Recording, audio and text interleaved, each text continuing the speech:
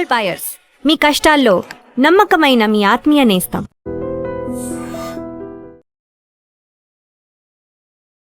సంగారెడ్డి జిల్లా నారాయణఖేడ్లో చాలా దారుణమైనటువంటి ఘటన జరిగిందండి.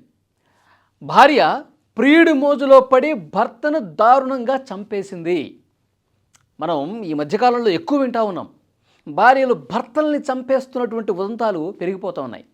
నారాయణఖేడ్లో జరిగినటువంటి ఈ ఘటన చూశాక నిజంగా ఈ మహాతల్లి ఎంత దుర్మార్గమైనటువంటి ఆలోచన చేసిందంటే, ఈమె పేరు కల్పన, ఇతను భర్త మృత్యుంరెడ్డి.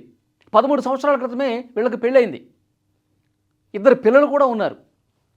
అయితే ప్రియుడి మోజులో పడిపోయి, ఈ ప్రియుడు ఉన్నాడు కదా, ఇతని పేరు చింటూ అలియాస్ పండరి అనమాట.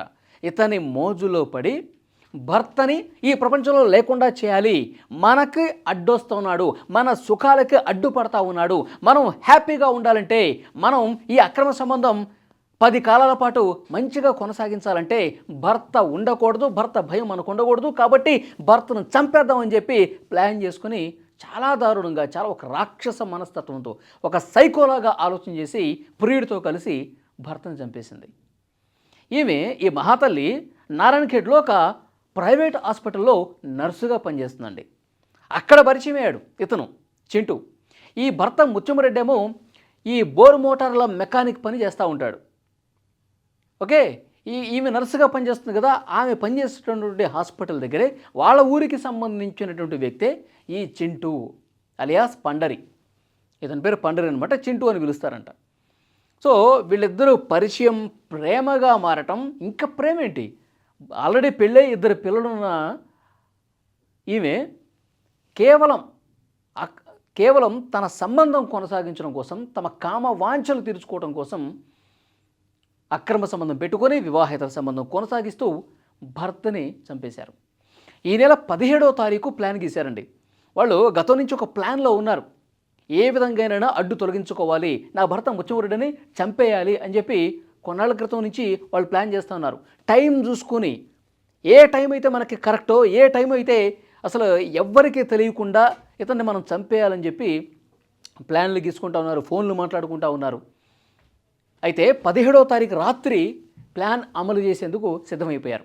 మొన్న 17వ తారీఖు రాత్రి అనమాట, నారాయణఖేడ్లో ఒక దాబా దగ్గరికి ఎలాగైనా తీసుకురావాలని చెప్పి ప్లాన్ చేశారు. ఇతను, ఈ చింటూ అనేవాడు ఆల్రెడీ ఈ ముత్యంరెడ్డితో పరిచయం పెంచుకున్నాడు, ఫ్రెండ్షిప్ చేశాడు, అన్న అంటూ అప్పుడప్పుడు పార్టీలకి ఇన్వైట్ చేశాడు అనమాట. సో ప్లాన్ అమలు చేసే రోజు ఒక దాబాకు తీసుకొచ్చి పీకల దాకా మద్యం తాగించాడు.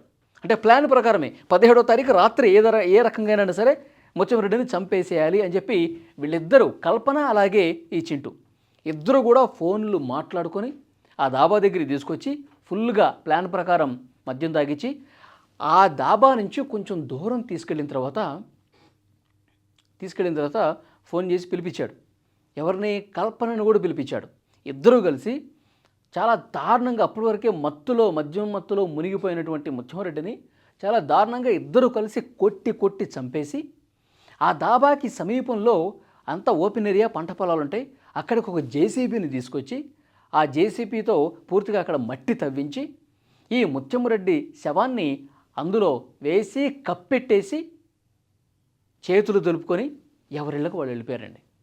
చూడండి ఎంత దారుణంగా, భర్తని చంపేసి ఒక ప్లాన్ ప్రకారం అక్కడే పూడ్చిపెట్టేసి ఏమీ ఎరగనట్టుగా వెళ్ళిపోయారంటే వీళ్ళు ఎంత దారుణంగా ఆలోచన చేశారు, ఎంత క్రూరమైనటువంటి మనస్తత్వం కలిగి ఉన్నారు.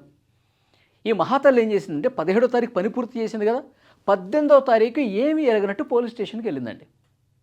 పోలీస్ స్టేషన్కి వెళ్ళి, సార్ మా ఆయన కనిపించట్లేదు,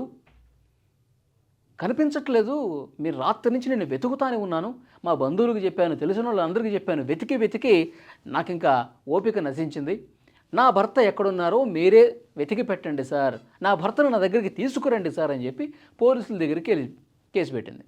సో పోలీసులు మిస్సింగ్ కేసు నమోదు చేసుకున్నారు. వాళ్ళు విచారణ చేస్తారు కదా, అన్ని కోణాల్లో ఇన్వెస్టిగేట్ చేస్తారు. ఇతను అంతకు ముందు రోజు 17వ తారీఖు రాత్రి మిస్ అయ్యాడు కదా, 17వ తారీఖు రాత్రి ఈ ముత్యమరెడ్డి అనే అతను ఎటు వెళ్ళాడు, ఎవరి బైక్ మీద వెళ్ళాడు, ఎవరిని కలిశాడు, ఇవన్నీ తీస్తే ఇతను కనిపించాడు అనమాట. మరి ఇతను ఎవరు? సో పోలీసుల అనుమానం బలపడింది. ఈ కల్పన ఫోన్ కాల్స్ను కూడా వెతికారు. కల్పన ఫోన్లు ఎవరెవరికి చేసింది, ఏమి మాట్లాడుకున్నారు, ఎక్కువ ఫోన్ కాల్స్ ఈ చింటూకే చేసినట్టుగా పోలీసులు ఇన్వెస్టిగేషన్లో విచారించారు, తెలిసింది. సో వెంటనే పోలీసులు అమ్మ ఒకసారి స్టేషన్కి రా అని చెప్పి ఈమెని పిలిపించారు. బాబు నువ్వు ఒకసారి రామ్మ స్టేషన్కి అని చెప్పి ఈ చింటూని పిలిపించారు. ఇద్దరిని కూర్చోబెట్టి వాళ్ళ స్టైల్లో ఫస్ట్ నీళ్లు నమిలారు. మాకు సంబంధం ఏంటి, అసలు మమ్మల్ని అడుగుతారు ఏంటి అని చెప్పి అంటే ఫోన్ కాల్స్ మాట్లాడుకున్నవి ఇవన్నీ కూడా వాళ్ళ ముందు పెట్టి పోలీసులు తమదైనటువంటి స్టైల్లో ఇన్వెస్టిగేట్ చేసి వాళ్ళని కొంచెం గట్టిగా అడిగితే అప్పుడు చేసినటువంటి నేరాన్ని అంగీకరించి నా భర్తను నేనే చంపించాను, మేమిద్దరం కలిసే చంపేశాం ముత్యంరెడ్డి నా భర్తను అని చెప్పి ఆమె ఒప్పుకుంది. ఇది చూసారా ఎంత దారుణమైనటువంటి ఆలోచనలతో కొంతమంది భార్యలు తమ పడక సుఖాల కోసం, తమ అక్రమ సంబంధాల కోసం, తమ కామవాంఛల కోసం ఇంత దుర్మార్గానికి తెగబడ్డారండి. చూడండి అక్రమ సంబంధాలు, వివాహేతర సంబంధాల ముసుగులో జీవితాలని ఏ విధంగా నాశనం చేసుకుంటున్నారు చూడండి. ఇప్పుడు వీళ్ళిద్దరూ జైలుకి వెళ్ళారు. ప్రియుడు వీడు, ఈ కల్పన మహాతల్లి జైలుకి వెళ్ళింది భర్తను చంపేసి. 2 పిల్లలు ఉన్నారండి. ఆ 2 పిల్లలు అనాథలైపోలా. 13 ఏళ్ల క్రితం పెళ్ళయింది, 13 సంవత్సరాల నుంచి వీళ్ళు ఉన్నారు. 2 పిల్లలు ఉన్నారు. తండ్రి చనిపోయాడు, తల్లి జైలుకి వెళ్ళింది. ఆ 2 పిల్లలు అనాథ పిల్లలు అయిపోయారు కదా. ఆ 2 పిల్లల భవిష్యత్తు ఏంటి? మీ అమ్మ జైలుకి వెళ్ళింది, మీ నాన్న చచ్చిపోయాడు అని అక్కడ మాట్లాడుకుంటుంటే ఆ పిల్లల భవిష్యత్తు అంధకారం అయిపోయి ఉంటే తల్లిదండ్రులు చూసినట్టుగా ఎవరన్నా బంధువులు ఎవరన్నా పెంచుకున్న వాళ్ళు చూస్తారా? అమ్మ ప్రేమ, తండ్రి ప్రేమ వాళ్ళకు దక్కుతుందా? చూడండి వీళ్ళ సుఖాల కోసం పిల్లల జీవితాలను కూడా చాలా దుర్మార్గంగా నాశనం చేశారు ఇక్కడ. ఈ మధ్యకాలంలో ఈ కేసులు ఎక్కువైపోతున్నాయండి. ఇప్పుడు మనం మేఘాలయ హనీమూన్ మర్డర్ కేసు నుంచి మొదలుకొని గద్వాల్లో జరిగినటువంటి కేసు, ప్రతి ఒక్కటి కూడా భర్త అనుమానాస్పద స్థితిలో చనిపోయాడంటే భార్య హస్తం ఉంటుంది అని చెప్పి చాలా క్లియర్గా ఈ మధ్య జరుగుతున్నటువంటి ఘటనలు కనిపిస్తూ ఉన్నాయి. వాళ్ళ అవసరాల కోసం, వాళ్ళ సంతోషాల కోసం, వాళ్ళ సుఖాల కోసం భర్తలను చంపేస్తున్నారు. నీకు భర్తతో కాపురం చేయడం ఇష్టం లేదు, భర్త నాకు నచ్చట్లేదు, భర్తతో నేను ఉండలేనంటే డివోర్స్ తీసుకోండి, విడాకులు తీసుకొని ఎవరి జీవితాన్ని వాళ్ళు జీవించండి. అంతేగాని తమ సుఖాల కోసం చంపే హక్కు ఎవరిచ్చారు? ఇలాంటి ఆడవాళ్ళని చాలా కఠినంగా శిక్షించాల్సినటువంటి అవసరం ఉందని చెప్పి ఈ ముత్యంరెడ్డి బంధువులు, కుటుంబ సభ్యులు డిమాండ్ చేస్తూ ఉన్నారు. అక్కడ పోలీసులు ఇన్వెస్టిగేట్ చేస్తూ ఎక్కడైతే పాతి పెట్టారో ఆ దాబాకి సమీపంలో అక్కడికి వచ్చి పోలీసులు అక్కడ తహసీల్దార్ సమక్షంలో ఆ పూడ్చిపెట్టినటువంటి ఆ మట్టినంతా కూడా వెలికి తీసి తహసీల్దార్ సమక్షంలో ఆ శవాన్ని బయటికి తీసి పంచనామా చేస్తూ ఉన్నారు. కోపంతో రగిలిపోతూ ఉన్నారు ముత్యంరెడ్డి కుటుంబ సభ్యులు. ఇంత దారుణంగా ఇవాళ ఆడవాళ్ళు తయారైపోయారా? కొంతమంది భార్యలు ఇలాంటి ప్రియుడి మోజులో పడిపోయి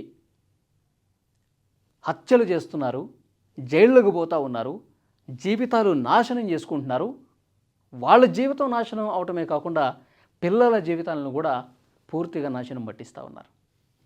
చాలా బాధ కలుగుతుంది. ఇలాంటి వాళ్ళని చాలా కఠినంగా, సీరియస్గా శిక్షించాల్సినటువంటి అవసరం ఉంది. ఈ వీడియో మీద తప్పకుండా మీ అభిప్రాయం కామెంట్ చేయండి.